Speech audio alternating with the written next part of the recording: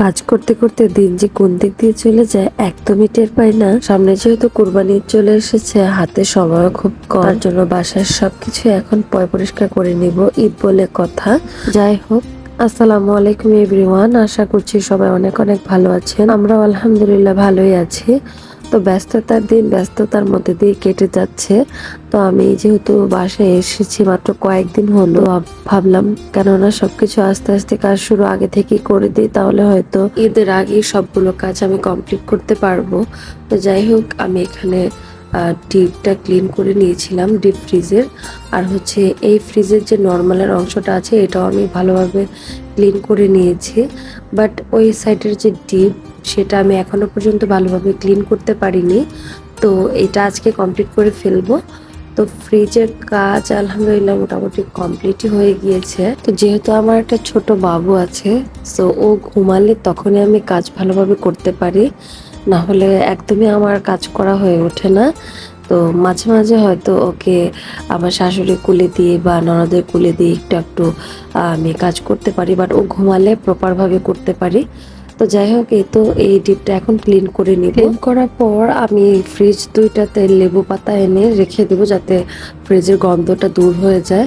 আর ফ্রিজে মোটামুটি অনেক কিছু ছিল যেগুলো রাখার মতো, সেগুলো রেখেছি। যেগুলো ফেলে দেওয়ার মতো সেগুলো সব ফেলে দিয়েছি। আর হচ্ছে যেগুলো অনেক মাছ ছিল, অনেক কিছু ছিল যেগুলো হয়তো এখন আপাতত আমাদের প্রয়োজন নেই। তো আমাদের যে বাসার দুইজন কাজের আন্টি আছে তাদেরকে ভাগ করে দিয়ে দিয়েছে আমার শাশুড়ি।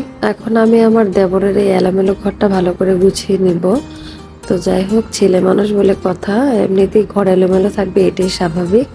তো এখন চট করে এই ঘরটা আমি ভালো করে গুছিয়ে নিব, তারপর আমি আমার অন্য কাজে চলে যাব। তো ঈদের কাজের কোনো অভাব নেই, অনেক অনেক কাজ থাকে ঈদে।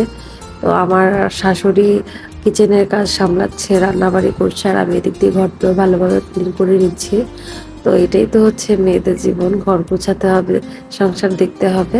তো যাই হোক, এই তো আলহামদুলিল্লাহ আমার এখন রুমটা ক্লিন করা কমপ্লিট হয়ে গিয়েছে। আমার মেয়ে ঘুম থেকে ওঠার পর আমি আমার মেয়েকে গোসল করিয়ে দিই। তো এখন ওকে গোসল করিয়ে তারপর আমি ওকে খাইয়ে দিব। আমার মেয়েটা এখন একদমই খেতে চায় না, যেহেতু নতুন জায়গায় এসেছি, তো নতুনভাবে সবকিছু উপলব্ধি করছে। তো সবকিছু নতুন দেখে হয়তো এই জন্য এই প্রবলেমটা হচ্ছে। ইনশাল্লাহ ঠিক হয়ে যাবে হয়তো কিছুদিনের ভিতরে। একদমই খেতে চাচ্ছিল না। তো আমি যখনই খাওয়ার কথা বলছিলাম, ও দরজার কাছে গিয়ে ওর দাদাকে ডাকছিল, এই দাদা, তারপর ডাকছিল হচ্ছে এই দাদি, আর ওর ফুপিকে ডাকছিল, আর তারপরে ওর ফুপি চলে আসে, আর ওরা দুজনে দরজার এপাশ থেকে ওপাশ থেকে কথা বলছিল। তো যাই হোক, আমি আমার বাচ্চাকে খাওয়া দাওয়া করানোর পর ওকে আবারও ঘুম পাড়িয়ে ফেলি। ঘুম পাড়ানোর পর আমি আবার কাজে চলে যাই, কারণ হচ্ছে যেহেতু সময় খুব কম, সো কাজগুলো যত দ্রুত সম্ভব সেরে ফেলা উচিত। তো কিচেনে চলে যাই, কিচেনে গিয়ে আমি কিচেনটা খুব ভালোভাবে ক্লিন করার ট্রাই করি। আলহামদুলিল্লাহ, এটা হচ্ছে আমাদের কোরবানির গরু। তো কোরবানির গরু কেনা হয়ে গিয়েছে। তো আজকে যেহেতু চাঁদ রাত, সময় তো একদমই ছিল না। তো গরু আগে কেনা হয়েছে আলহামদুলিল্লাহ।